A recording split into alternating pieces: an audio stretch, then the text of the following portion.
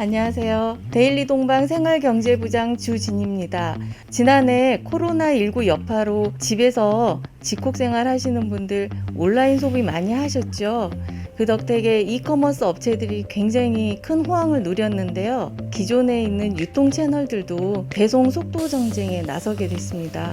네, 이 배송 속도 전쟁을 위해서는 관건인 게 물류 자동화입니다. 이 물류 자동화 시스템을 우리 한국에 가지고 들어오셔서 붐을 일으키고 있는 기업이 있습니다. 바로 오토스토어인데요. 오늘 파워 인터뷰에는 오토스토어 코리아 대표 김경수 대표님 모셨습니다. 오토스토어 기업이 어떤 곳인지, 어떤 기술을 갖고 있는지 김경수 대표님 모시고 말씀 들어보겠습니다.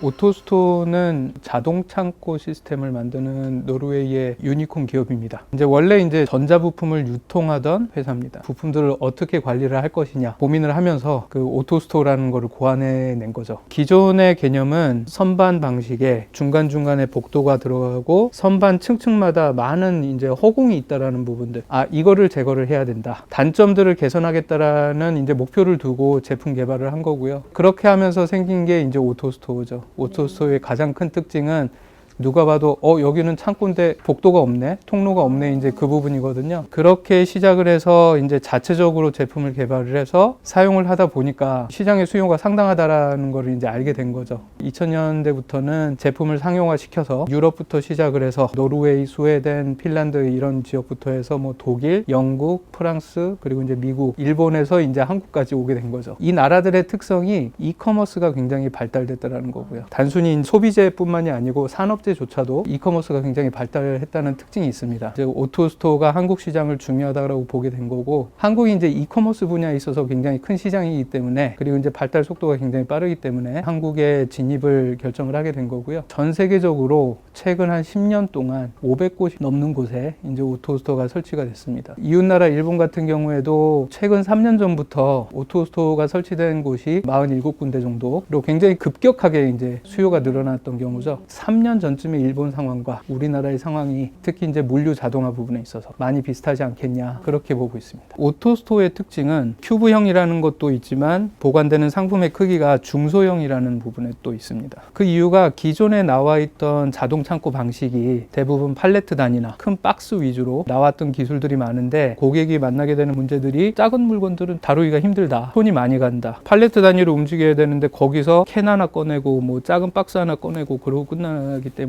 어떤 시스템적인 개선이 필요했던 부분인 거죠. 기존에 유럽이나 미국을 봤을 때 예전에 인건비가 좀 더 쌌을 때는 사람들 이렇게 붙여가지고 작은 물건들 취급하고 그러면 별 문제가 안 됐는데, 인건비도 올라가고 그리고 이커머스에 대한 수요도 올라가고 작업을 효율화를 시켜야 되겠다라는 부분에 있어서 오토스토어가 좀 성공을 하고 있지 않나. 미국의 사례를 한번 보자고 하면은 푸마가 대표적인 사례가 있습니다. 푸마는 도입하신 지 한 4년 정도 됐거든요. 첫 사이트를. 도입 당시에는 제일 큰 규모로 도입을 했었고, 그때 이슈가 그거였죠. 이커머스를 어떻게 대응을 할 거냐. 푸마 같은 경우에는 고객이 주문을 하면은 배달까지 거의 일주일까지 걸릴 수가 있었다고 하더라고요. 오토스토어를 도입하면서 전국의 이커머스를 커버를 할 수 있게 된 그런 성공 사례가 있었고, 전통 기업들, 기존의 기업들도 트렌드에 맞춰서 본인들의 체질을 바꾸면서 계속 살아남고 또 살아남기 때문에 성공을 할 수 있었다. 비슷한 사례가 또 베스트바이라는 또 회사가 있습니다. 베스트바이도 2000년대 초반부터 이커머스 쪽이 부상을 하면서 베스트바이가 어떤 전략적인 전환이 필요하다라는 생각을 하고 과감하게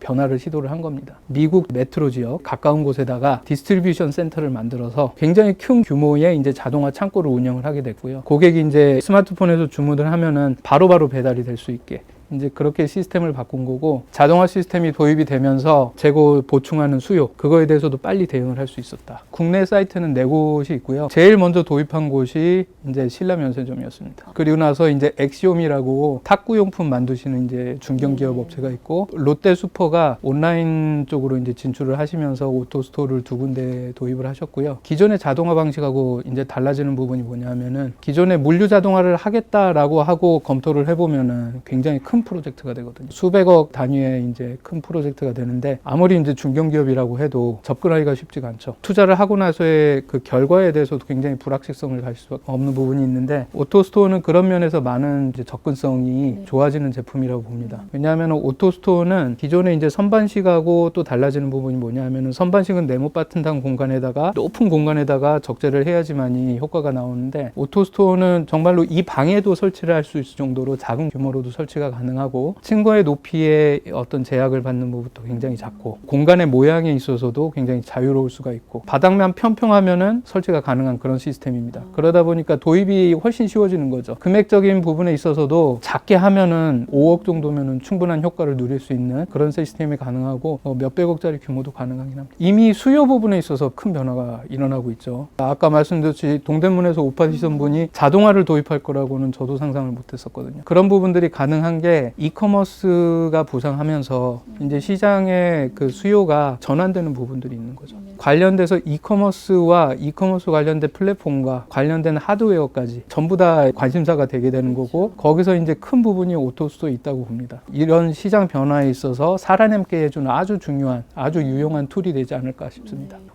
오토스토어로서 저희가 해야 될 일은 고객의 어떤 지식화, 자동화에 대한 인식 그 부분을 이제 변화를 가져오는데 노력을 기울여야 된다라고 봅니다. 유럽이나 미국 쪽들을 보면은 자동화에 대한 친화 잘 돼 있는 편이거든요. 기존에 이제 어떤 사업의 마인드 자체나 그리고 이제 그 시스템을 꾸려나가는 자체에서 자동화가 큰 부분을 차지하고 있습니다, 이미. 그래서 물류도 자동화를 시키려고 보니까 이미 이제 많은 분들이 이해를 하고 계시고 그거를 도입하는 과정에서 정확한 검토를 할 수 있는 그런 능력들이 많이 있으셨던 거죠. 제가 국내 시장을 보니까 물론 많은 업체들이 특히 대기업 같은 경우는 굉장히 전문적으로 관리를 하고 계시지만 저희 제품은 아까도 말씀드렸듯이 중소기업도 얼마든지 도입이 가능한 시스템이거든요. 중소기업 경영주분들은 아직 모르세요. 그러니까 자동화라는 개념 자체가 사업의 어떤 마인드 자체에 포함이 돼 있지 않은 거죠. 그래서 어떤 생태계를 먼저 조성하는 부분도 굉장히 중요하다고 보고요. 대기업이 아닌 중소기업 개념에서 그 레벨에서는 저희가 해야 되는 일이 많다고 봅니다. 미디어를 통해서 기술에 대해서 많이 홍보를 해야 될 것 같고 사업의 타당성에 대해서도 저희가 어느 정도 지식을 가지고 고객한테 제안을 할 수 있어야 된다고 보고요. 그런 것들이 오토스토어 코리아가 이제 목표해야 되는 업무들이 아닐까